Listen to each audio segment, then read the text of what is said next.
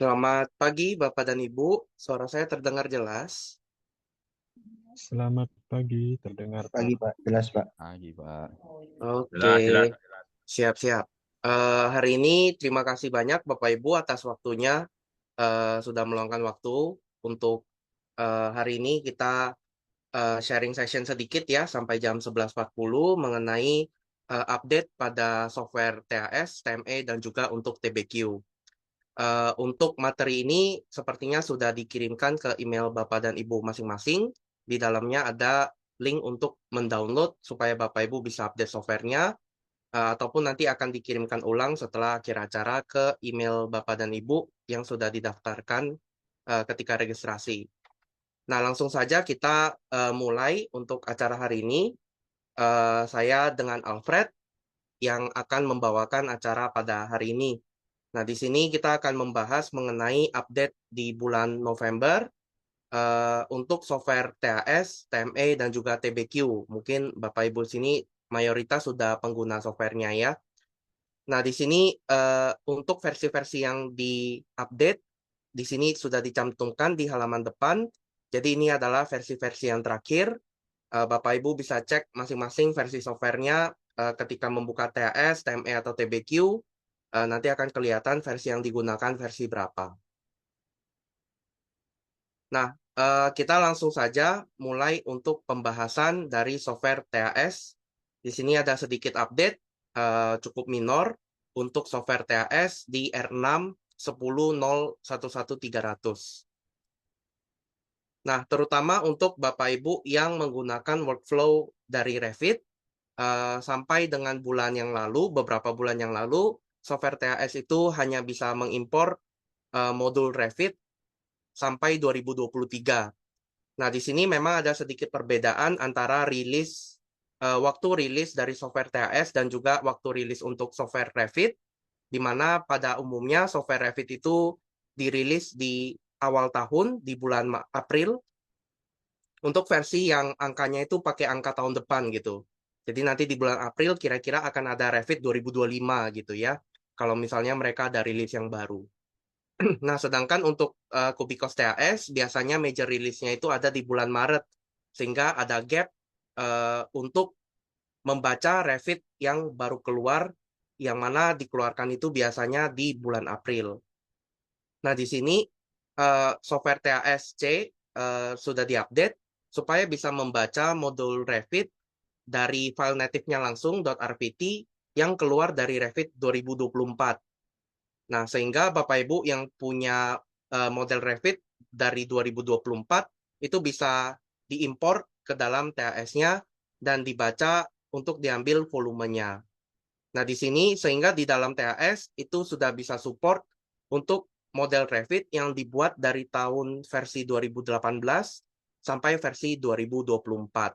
Untuk saat ini versi Revit yang terakhir itu ada di 2024. Nah, kemudian ada beberapa tambahan yaitu mengenai eh, pengingat elemen settings. Sebagai konteks, beberapa Bapak Ibu yang mungkin tidak menggunakan modul IFC ataupun modul Revit, ketika kita memasukkan model Revit ke dalam TAS, itu kita perlu melakukan pencocokan supaya volumenya dibaca dengan baik. Jadi misalnya balok yang ada di Revit kita cocokkan menjadi tipe beam. Baja yang ada di Revit kita cocokkan, kita ganti elemennya jadi tipe steel dan lain-lain. Nah, tentunya kalau elemen Revit-nya itu banyak, di dalam TAS pencocokannya itu kan item per item, sehingga cukup memakan waktu, dan juga seringkali kita perlu mengimpor satu model Revit yang sama lebih dari satu kali. Nah, kalau di versi yang dulu, kita perlu melakukan pencocokannya satu per satu. Tapi kalau di versi yang ini, kita bisa mengimpor ataupun mengingat matchingan elemen yang kita lakukan di Revit yang sebelumnya. Sehingga kita tidak perlu melakukan gantinya satu per satu, walaupun sebenarnya kita udah tahu yang dulu kita gantinya seperti apa. Nah, contohnya adalah seperti ini. Jadi bisa saja kita mempunyai beberapa jenis Revit, ataupun kita mempunyai beberapa model Revit yang mau kita pakai, tapi kita harus ganti satu per satu. Nah, kalau sekarang kita tidak perlu ganti satu per satu. Nah, di dalam software TAS-nya, ini adalah tampilan ketika kita melakukan settingan elemen. Jadi sebagai konteks untuk Bapak Ibu yang mau menggunakan import model Revit, nanti tampilannya itu seperti ini. Jadi untuk setiap elemen yang ada di Revit-nya, itu mau dibaca sebagai elemen apa di TAS-nya. Nah, kalau yang dulu, ini kita gantinya satu persatu. Kita double klik, ganti tipenya. Double klik, ganti tipenya. Nah, kalau di TAS yang sekarang, ada tombol import element settings, di mana kita bisa menggunakan Revit yang dulu kita pernah pakai, untuk kemudian kita cocokkan namanya, dan kita isi secara otomatis di dalam import tipenya. Nah, di sini untuk item-item baru yang sebelumnya belum pernah ada, di sini akan dikeluarkan sebagai warna merah. Artinya ini adalah item baru yang namanya sebelumnya tidak pernah ada dan kita belum pernah import. Jadi ini adalah barang baru. Nah, sebagai contoh mungkin seperti ini. Jadi di penggunaan yang lama kita perlu mengganti satu persatu dengan cara seperti ini. Jadi kita ganti elemennya satu persatu, kita double klik, kita ganti, kemudian kita baru import ke dalam TAS-nya. Nah, namun di cara yang sekarang, kita bisa mengambil file Revit yang baru, kemudian kita bisa ganti dengan import element settings. Nah, di import element settings ini, kita akan secara otomatis memasukkan settingan yang kita sudah pakai sebelumnya. Jadi Bapak Ibu yang ada menggunakan fitur import dari Revit ini bisa menggunakan cara seperti ini untuk menghemat waktu melakukan elemen matching di dalam software TAS-nya. Nah, ini adalah sedikit update dan juga kalau misalnya ada elemen yang tidak belum pernah terbaca sebelumnya, nanti akan keluar tanda warna merah yang menandakan barang itu barang yang baru. Nah, seperti ini. Jadi yang merah ini artinya memang belum pernah diperlihatkan. Belum pernah kita setting sehingga kita perlu cek secara manual. Nah, ini adalah sedikit update untuk software TAS. Update-nya minor yaitu untuk pembacaan Revit di tahun 2024 dan juga bisa melakukan elemen matching berdasarkan settingan yang lama. Nah, kemudian kita akan coba membahas untuk software TME di sini. Mungkin sebelumnya di sini Bapak Ibu boleh tulis di kolom chat. Mungkin ada yang sudah pakai software TME atau cuman pakai TSTRB di sini. Mungkin yang belum pernah pakai TME boleh tulis di kolom chat. Nah, di sini software TME ini adalah software yang kita gunakan untuk menghitung volume MEP. Ya, jadi dipakai untuk menghitung volume MEP di sini. Nah, untuk menghitung volume MEP kita bisa pakai software TME. Di sini dia mirip-mirip kayak TAS dan TRB. Oke, ini macam-macam ya. Ada yang pernah pakai, ada yang nggak pernah sama sekali. Mungkin beberapa ada yang belum pakai, tapi setidaknya pernah dengar gitu ya. Nah, di sini ada beberapa penambahan fitur dan perubahan operation di dalam software TME yang baru. Di sini secara garis besar ada 4 buah perubahan, yaitu ada penambahan fitur baru untuk memanajemen gambar, kemudian untuk melakukan identifikasi device seperti titik lampu, titik sensor, ataupun sprinkler secara sekaligus di semua lantai. Nah, kemudian ada fitur tambahan untuk merge project TME. Jadi untuk disiplin yang dibuat di file yang pisah-pisah itu bisa digabung jadi satu. Kemudian ada beberapa minor update. Nah, kita coba bahas satu persatu. Mungkin Bapak Ibu yang sudah pakai TME dan sudah coba untuk update software TME-nya akan notice bahwasanya di bagian Drawing Manager terdapat perbedaan dari versi yang lama. Nah, di Drawing Manager sekarang ada tambahan floor yang menandakan setiap gambar tersebut mau dipakai untuk lantai berapa. Nah, kalau di tipe yang dulu, di TME yang lama, pengerjaannya itu mirip seperti software TAS dan TRB, yaitu kita mengambil gambarnya, kemudian kita yang tentukan sendiri itu lantai berapa dengan cara mengganti lantai aktifnya. Nah, kalau di TME yang baru, ada satu kolom tambahan di paling belakang, yaitu kolom floor. Kolom floor ini kita bisa gunakan untuk menentukan gambar yang kita masukkan ini itu dipakai untuk lantai berapa. Jadi caranya kita tinggal double klik di barisnya, klik titik tiganya, lalu kita bisa pilih ini mau dipakai untuk lantai berapa. Nah, lalu kita bisa susun seperti gambar yang di sebelah kanan. Bisa saja satu gambar ini disusun untuk beberapa jenis lantai. Jadi di sini ada keterangan multiple. Jadi kalau multiple di sini artinya satu gambar ini ACMV example ini dipakai untuk beberapa lantai sekaligus. Nah, tentunya ini opsional, Bapak Ibu bisa pakai untuk memudahkan pekerjaan atau Bapak Ibu mungkin kalau proyeknya cukup sederhana, cuma satu lantai, tidak mau di-bind juga nggak apa-apa. Ya, nanti akan ada beberapa keuntungan kalau kita menggunakan cara ini ya. Nanti akan dibahas di selanjutnya. Nah, kemudian kalau misalnya kita masukkan gambar misalnya CAD atau PDF yang harus di-split, nah di sini ketika kita split akan ada tambahan kotak baru mengenai corresponding floor. Jadi kita bisa nge-split terus langsung bilang, oh ini buat lantai 1, ini buat lantai 2, dan seterusnya. Nah, kemudian kita bisa sort juga. Jadi ada satu tombol baru. Di sini di versi TME sebelumnya tidak ada. Ini adalah untuk sorting gambar. Kita bisa sort berdasarkan lantai yang kita sudah edit, ataupun berdasarkan drawing order. Drawing order itu maksudnya urutan kita ketika memasukkan gambarnya. Karena biasanya kita mungkin punya kebiasaan gitu ya, masukin gambar mungkin dari lantai bawah dulu ke atas, atau atas dulu ke bawah, dan seterusnya. Nah, di sini bisa kita sort juga. Nah, ini adalah tombol baru. Nah, di sini ada sedikit perubahan operation di dalam software TME. Kalau di TME yang dulu maupun di TASTRB yang sekarang, ketika kita double klik sebuah gambar, maka lantainya tidak otomatis berubah. Jadi dia masih berada di lantai yang lama. Nah, untuk beberapa user yang memang sudah experience, mungkin sudah pakai dengan cukup lama, mungkin operation ini tidak begitu signifikan ya, karena memang sudah terbiasa ganti gambar, habis itu ganti lantai.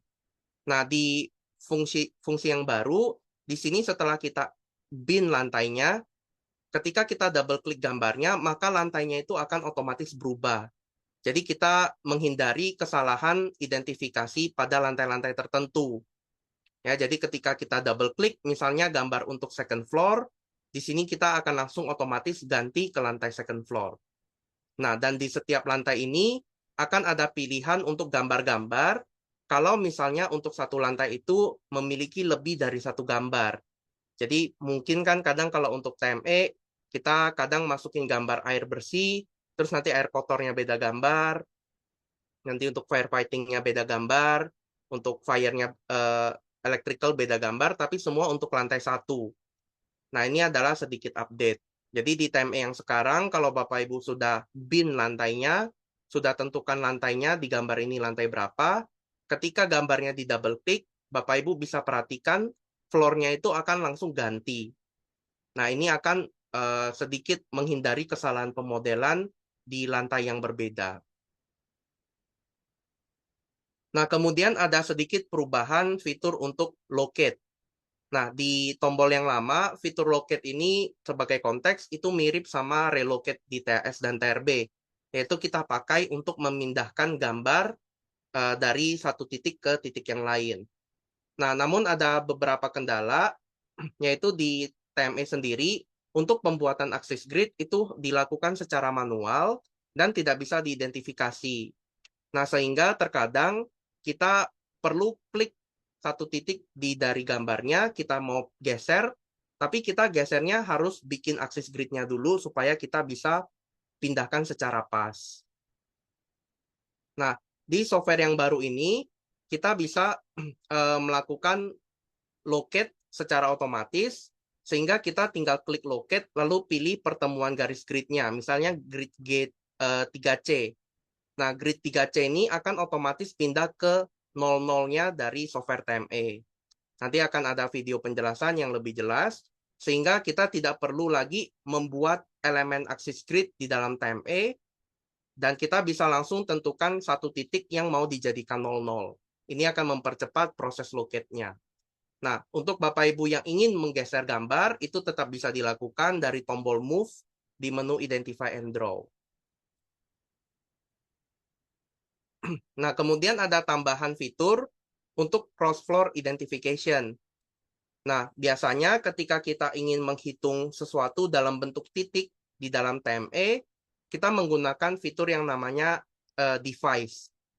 Nah, dulu identifikasi device itu biasanya digunakan untuk misalnya titik lampu, kemudian misalnya sprinkler, diffuser, dan lain-lain. Nah, dan dulu biasanya kita lakukan identifikasinya lantai per lantai. Nah, di versi TME yang baru, kita bisa melakukan identifikasinya itu langsung di semua lantai. Jadi contohnya ketika kita pick device untuk sprinkler dengan legend seperti ini, kita bisa klik select floor untuk pilih mau identifikasi di lantai berapa. Tentunya dari mana tahu softwarenya tahu ini lantai berapa, pakai gambar apa. Nah, itu disesuaikan dengan settingan lantai yang di awal tadi. Jadi kalau kita udah menentukan setiap gambar itu dipakai lantai berapa, kita bisa menggunakan fitur seperti ini untuk memudahkan identifikasi. Nah, ketika kita klik identify, maka device yang terbaca itu langsung di semua lantai yang kita pilih. Jadi kalau kita pilih dari lantai 1 ke lantai 4, maka device-nya itu langsung terbaca dari lantai 1 ke lantai 4 selama legend-nya itu sama.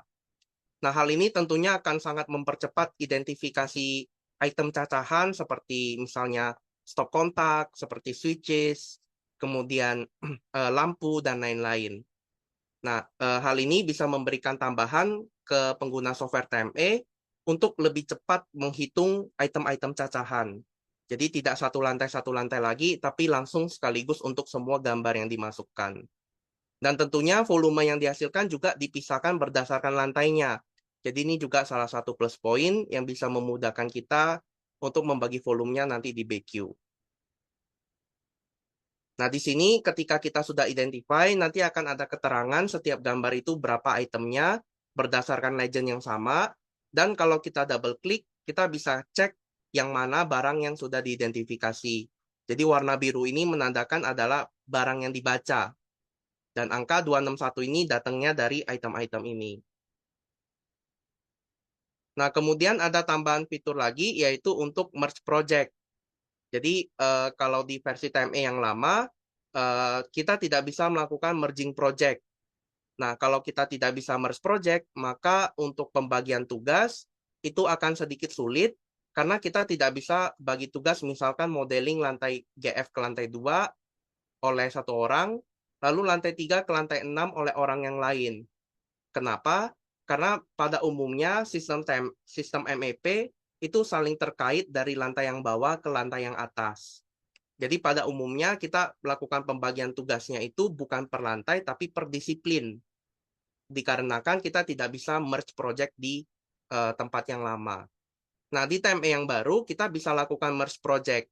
Jadi setelah kita selesai buat dari lantai GF ke lantai 2, lalu lantai 3 ke lantai 6, ini bisa kita gabung jadi satu untuk kemudian kita olah lagi.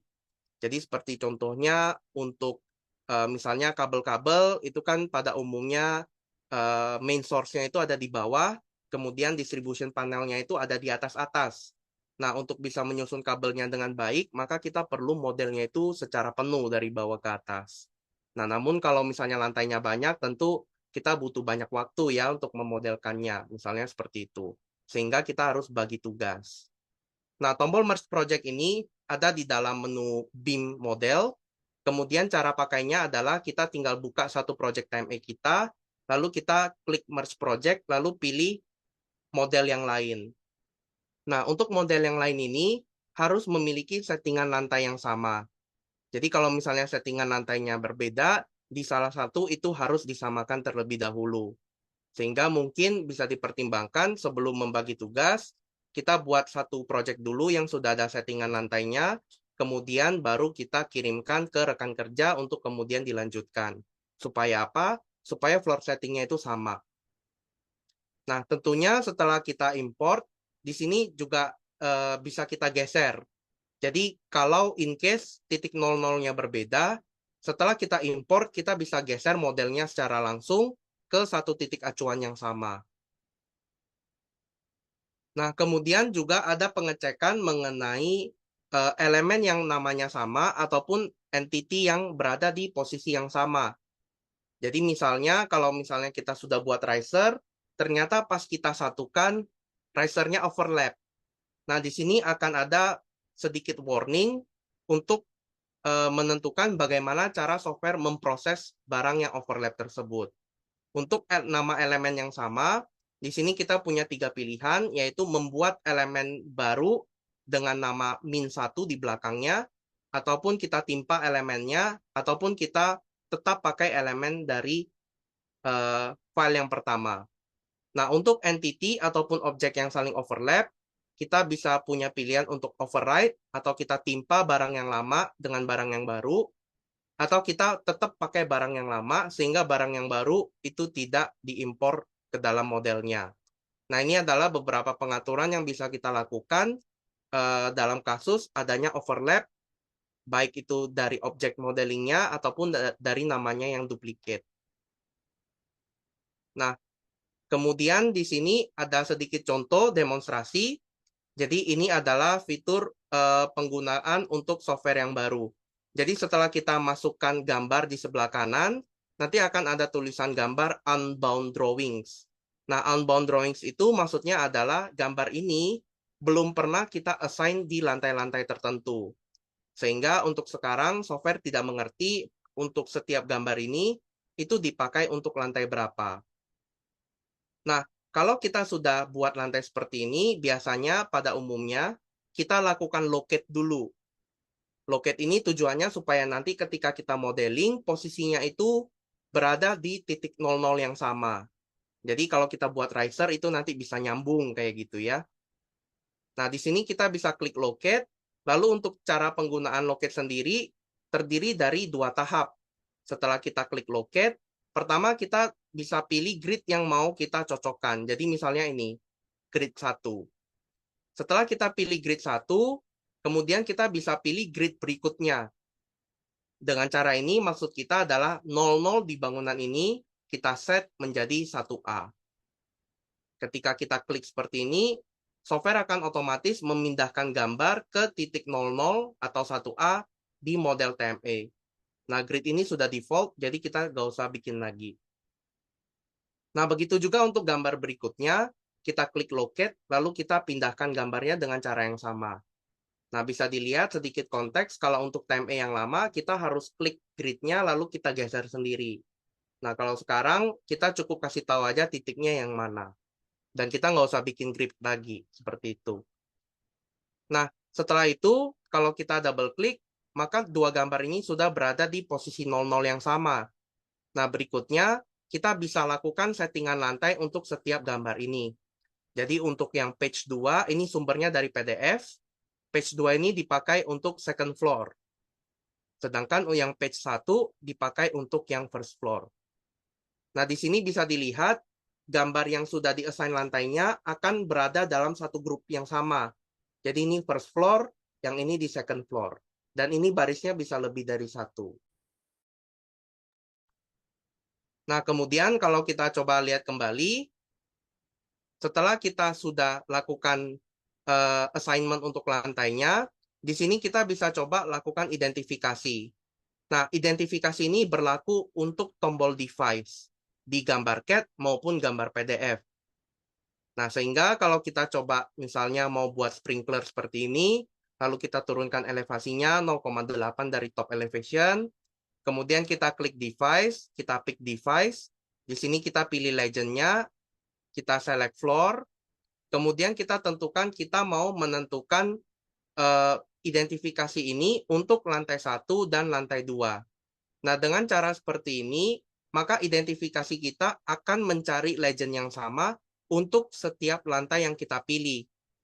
Sehingga di sini kalau kita klik identify, nah di sini kita bisa melihat ternyata di gambar halaman 1, yaitu untuk yang lantai pertama, itu ada 36 titik sprinkler. Untuk di lantai 2, ada 137 titik sprinkler. Nah, dengan cara ini tentunya akan menghemat banyak waktu untuk melakukan identifikasi titik. Dibandingkan dengan cara-cara lain, misalnya dari CAD, di CAD tentunya kita bisa hitung berdasarkan block count ya. Jadi kalau kita bikin blok, kita ketik LI, itu kita bisa tahu berapa jumlah blok di gambar tersebut. Tapi tentunya kita harus bikin satu persatu, ataupun ketika kita hitung di model space, kita nggak tahu itu untuk lantai berapa. Nah, ataupun dibandingkan dengan perhitungan manual. Jadi bisa kita bayangkan kalau mau hitung 137 titik ini mungkin kita butuh sekitar 2-3 menit gitu ya. Belum lagi nanti kalau misalnya ada yang terlewat. Nah, jadi ini bisa sangat menghemat waktu. Total video ini hanya panjangnya 1 menit dan itu sudah membahas untuk 3 fitur di dalam TMA. Nah, di sini ketika kita double klik untuk lantai lainnya, kita bisa melakukan pengecekan seperti ini. Nah, ini adalah hasil identifikasi dengan gambar lantai 2. Bisa dilihat ketika kita double klik second floor, gambarnya juga langsung pindah ke gambar lantai 2. Sebelumnya kita tidak bisa melakukan hal seperti ini. Nah, di sini kita coba lanjutkan. Nah, ini adalah hasil identifikasinya. Nah, tentunya hasil identifikasi ini sudah dibagi menjadi lantainya juga. Jadi untuk hasil akhirnya nanti tampilannya adalah seperti ini. Sama seperti hasil pekerjaan yang sebelumnya. Nah, hanya saja di TME yang baru, kita bisa melakukan identifikasi dengan lebih cepat. Nah, sehingga kita akan menghemat waktu untuk melakukan cacahan tidak satu lantai per satu lantai. Nah, kemudian ada beberapa update minor untuk software TME, di mana di sini ada beberapa update, yaitu untuk area yang pertama, ini adalah fitur Define Region. Jadi kerap kali di BQ kita membutuhkan misalnya jumlah titik lampu di ruangan A, lalu ada jumlah titik lampu di ruangan B, walaupun tipe lampunya sama. Nah, untuk model seperti itu kita bisa bagi berdasarkan area. Nah, tentunya setelah kita hitung areanya, kadang di BQ kita perlu hitung, misalnya berapa sih meter pipa saya untuk meter persegi ruangan ini. Nah, di tambahan yang baru, di TME yang baru, kita bisa lihat luasan ruangan yang sudah kita buat, sehingga akan memudahkan kita ketika mau menghitung rasio dari ruangan tersebut. Nah, kemudian ada minor update, yaitu pengubahan settingan default untuk perhitungan fitting untuk air ducting. Jadi untuk air duct, ataupun ducting untuk udara ya, nah biasanya kita membutuhkan juga untuk berapa jenis fittingnya. Di beberapa BQ ada yang seperti itu. Nah, di TME yang lama, kita bisa menghitung jumlah fittingnya dengan cara mengubah settingan yang ada di project setting. Di mana kita bisa ke project setting, lalu measurement setting, untuk mengubah nilai value settingan yang nomor 1 ini. Nah, kalau di fitur TME yang baru ini, defaultnya sudah dibuat jadi yes. Sehingga kita bisa langsung akses berapa jumlah fitting untuk air ducting kita. Tidak ada perubahan cara perhitungan, hanya settingan standar ini saja. Ya, jadi hanya pembagian fitting saja. Untuk cara perhitungan tidak ada perubahan di software TME yang baru. Jadi untuk hasilnya akan tetap sama. Nah, kemudian ada sedikit penambahan default settings untuk cable quantity dan wire quantity. Kalau di TME yang lama, kita kalau mau lihat panjang kabel, itu harus centang view cable quantity dulu. Yang mana kalau untuk mungkin beberapa user yang baru, terkadang suka ketinggalan ya, bahwasanya ada quantity cable di bagian ini. Nah, di sini di TME yang baru, di sini secara default akan dicentang, jadi kita bisa langsung cek untuk total panjang wire ataupun panjang kabel yang kita modelkan. Kalau panjang wire atau kabelnya disesuaikan dengan ladder, dengan electrical ladder ataupun cable tray, nah tentunya panjangnya juga akan mengikuti sesuai jalur yang kita tentukan. Nah, kemudian ada sedikit update untuk TBQ. Di sini mungkin Bapak Ibu bisa sharing sedikit, mungkin bisa tulis di kolom chat. Ada yang pernah pakai TBQ? Di sini ada user TBQ. Atau mungkin sudah pernah dengar? Jadi TBQ ini adalah software untuk menghitung RAB. Jadi di sini mungkin sudah banyak user-user Bapak Ibu yang pakai salah satu software TASTRB dan TME untuk menghitung volume. Nah, tapi ketika mau dibuat jadi RAB, di situ kan ada analisa harganya lagi. Nah, TBQ ini adalah software untuk menggabungkan hasil yang Bapak Ibu hitung di TASTRB atau TME, kemudian disambungkan ke dalam RAB Bapak dan Ibu, kemudian untuk diisi harganya.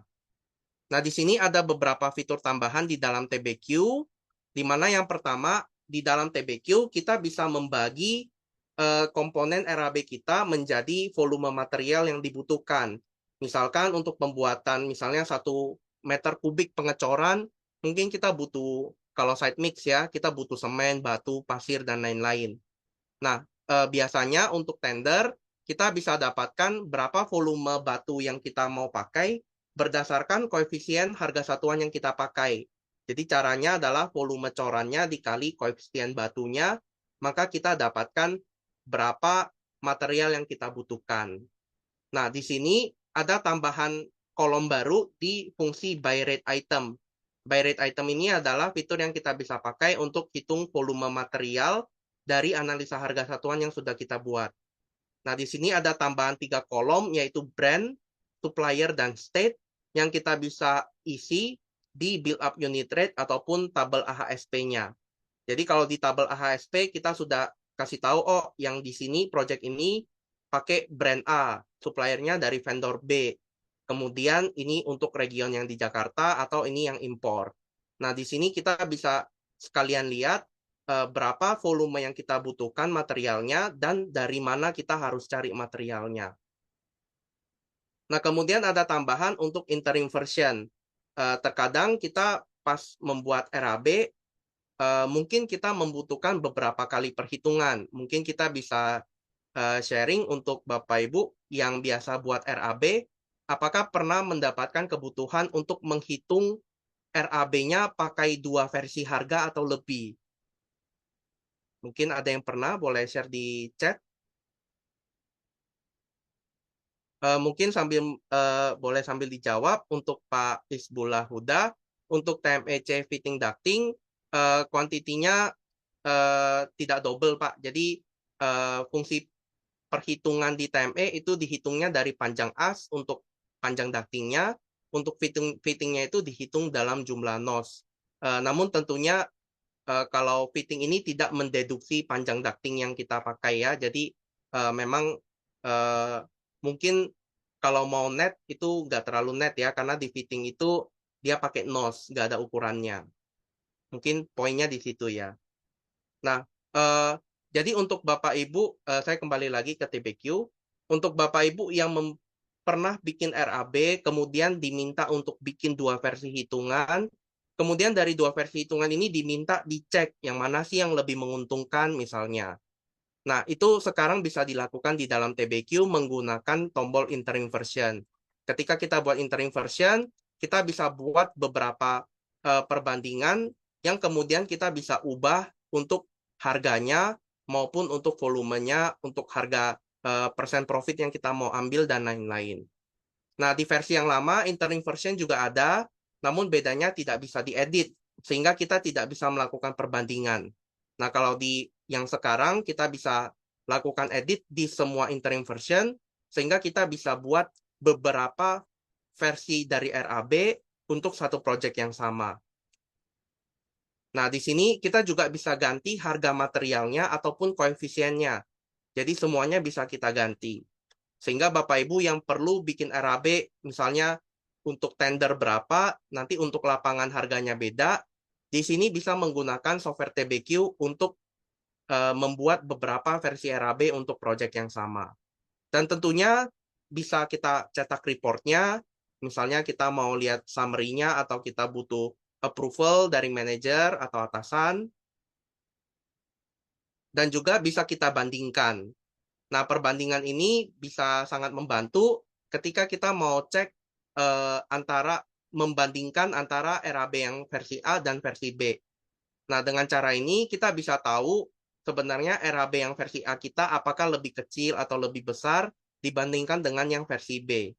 Biasanya mungkin kita mau lihat jangan sampai mungkin harga tender kita lebih kecil dari harga pelaksanaan yang akan kita lakukan nanti.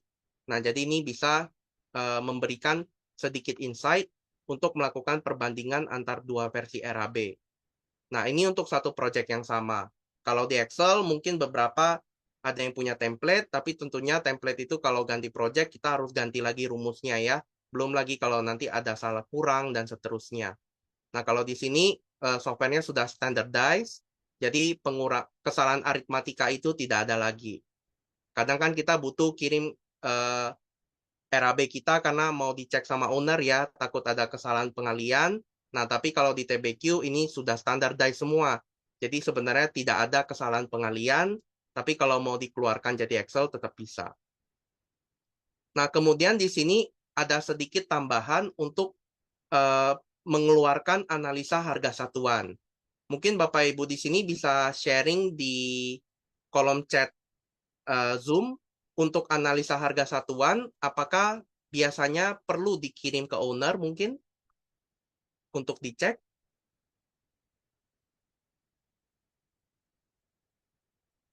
Perlu ya. Mungkin kalau untuk proyek pemerintahan itu perlu ya. Kalau yang swasta mungkin beda-beda ya. Mungkin Bapak Ibu yang main di proyek swasta boleh di-sharing juga. Nah, di sini untuk komponen analisa harga satuan bisa kita keluarkan dalam format PUPR. Jadi kalau di TBQ yang lama, ketika kita mau mengeluarkan format analisa harga satuan, itu formatnya ngikutin format mungkin di Indonesia agak jarang digunakan sehingga kita eh, jarang ini ya, kita tidak familiar gitu. Nah, namun kalau di software yang kali ini kita bisa lakukan eh, ekspor untuk analisa harga satuan sesuai dengan format PU yang barangnya itu disusun ke bawah. Jadi untuk material, untuk peralatan, kemudian untuk pekerja itu disusun ke bawah, kemudian dibagi berdasarkan grup, misalnya untuk analisa pekerjaan tertentu. Nah, ini tentunya bisa membuat Bapak Ibu lebih gampang lagi dalam mengeluarkan analisa harga satuan yang dipakai. Tidak perlu ganti-ganti format lagi. Di sini langsung sesuai dengan format seperti ini. Jadi lebih familiar di Indonesia. Nah, itu adalah beberapa fitur tambahan untuk software TAS, TME, dan TBQ. Untuk materi presentasi ini sepertinya juga sudah di-share ke Bapak Ibu di email ya. Dan untuk Bapak Ibu yang mungkin belum pernah pakai TME, belum pernah pakai TBQ, dan mau coba pakai, bisa request untuk trial license selama 14 hari dari scan barcode di sebelah kiri ini. Dan kemudian untuk acara hari ini, Bapak Ibu bisa mendapatkan electronic certificate dengan cara mengisi feedback di scan barcode bagian kanan ini. Nah, mungkin sampai di sini Bapak Ibu, apakah ada pertanyaan atau bisa kita diskusi? Kalau ada pertanyaan mungkin boleh disampaikan di kolom chat Zoom. Nanti ada rekan dari Glodon juga untuk membantu menjawab pertanyaannya ya.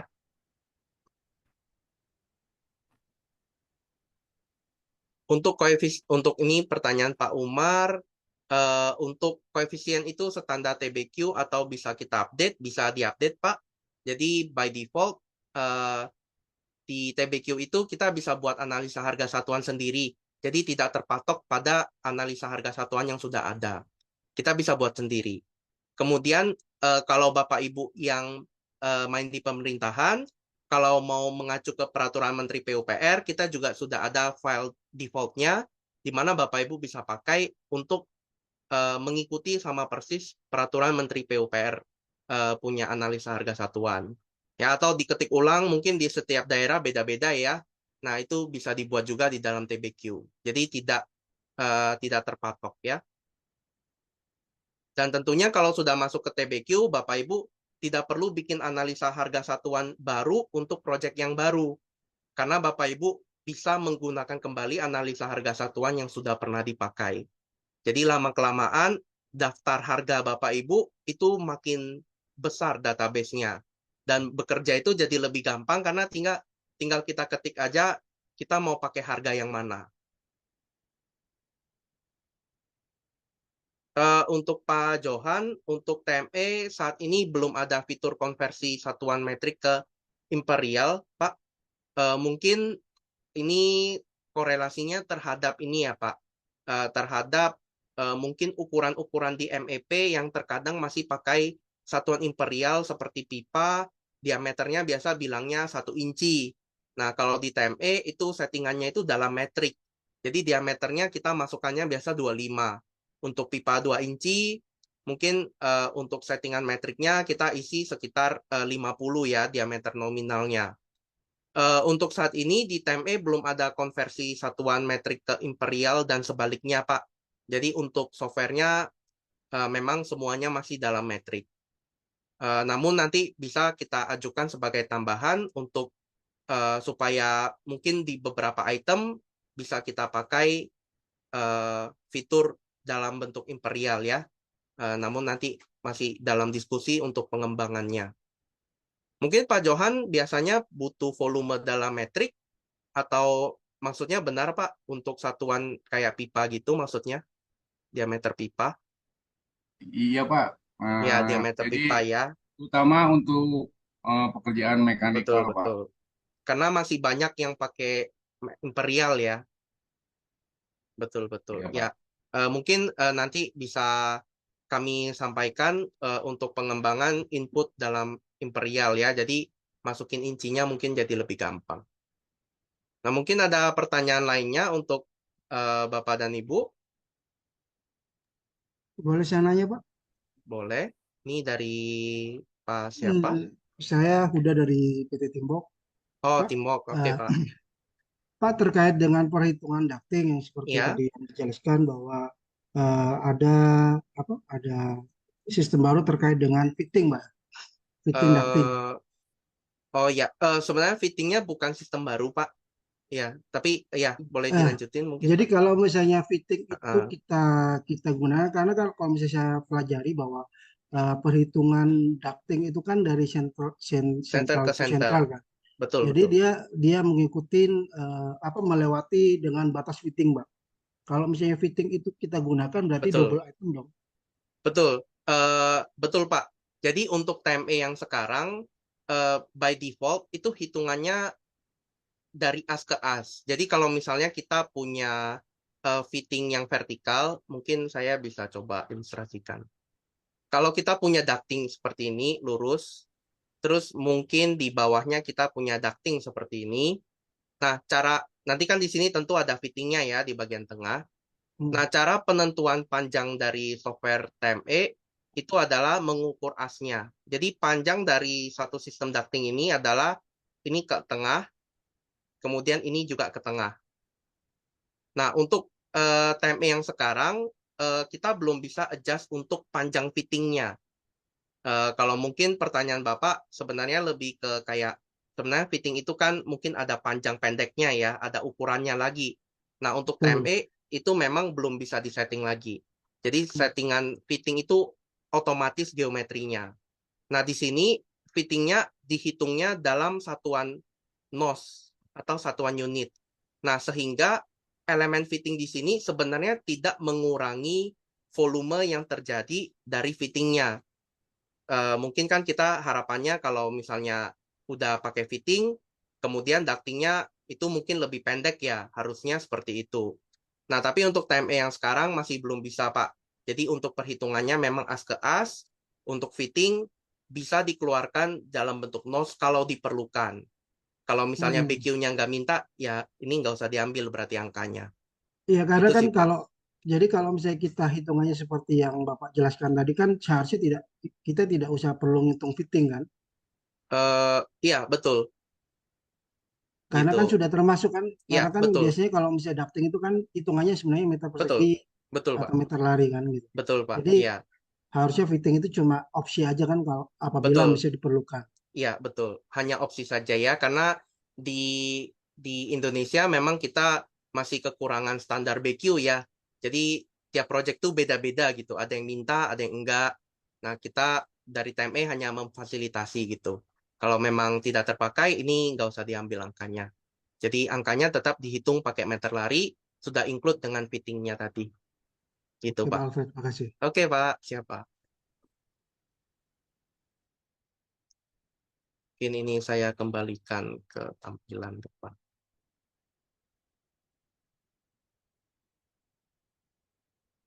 Oke, mungkin ada pertanyaan lagi untuk materi sampai di sini ya. Memang hanya pertemuan singkat saja untuk sedikit update untuk Bapak dan Ibu. Untuk Pak Desa, koefisien mengacu kepada apa?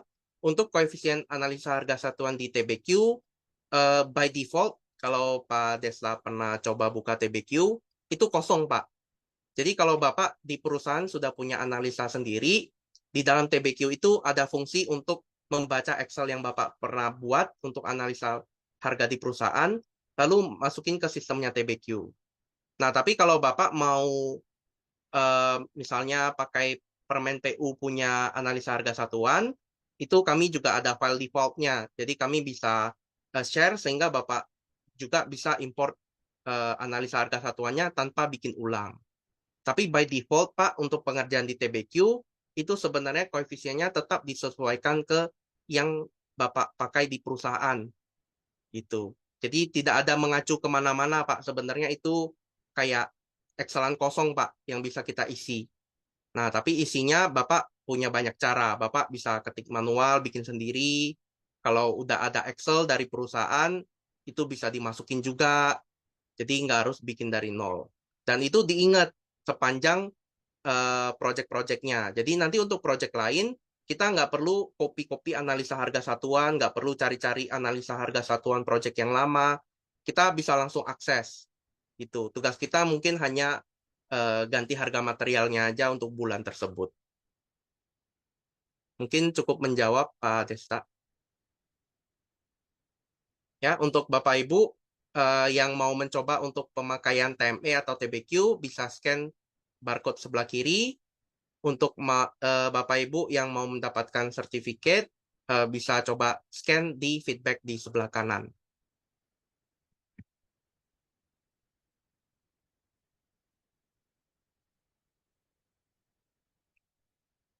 Untuk materi sepertinya sudah di-share di email Bapak Ibu masing-masing. Mungkin boleh dicek.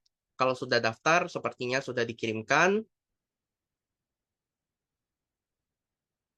Untuk recording, nanti tentunya akan di-upload ke Teachable. Nanti untuk linknya mungkin juga akan dibarengi dengan sertifikatnya.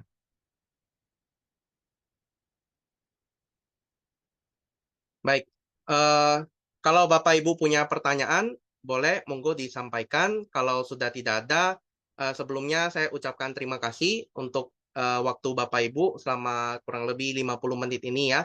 Semoga bisa membantu di pekerjaan Bapak Ibu untuk TME, TBQ, dan TAS-nya. Kalau ada pertanyaan, silakan jangan sungkan untuk tanya ke PIC dari Glodon di perusahaan Bapak Ibu masing-masing, ataupun mungkin ke rekan-rekan yang sesama user ya. Selamat siang Bapak Ibu, terima kasih atas waktunya. Mohon maaf atas kesalahan. Selamat siang, di sini kita akhiri ya. Terima kasih Bapak Ibu. Terima kasih, Pak. Terima kasih Pak. Ya, Terima kasih Pak. makasih Mas Siap. Alfa. Ya. Yang masih ada pertanyaan, masih boleh tanya, nggak apa-apa ya. Terima kasih Pak. Di lift Pak. Terima kasih, Siap, Pak. makasih Pak. Terima Bu. kasih, Pak. Siap, siap. Terima kasih Pak. Ya, terima kasih Pak.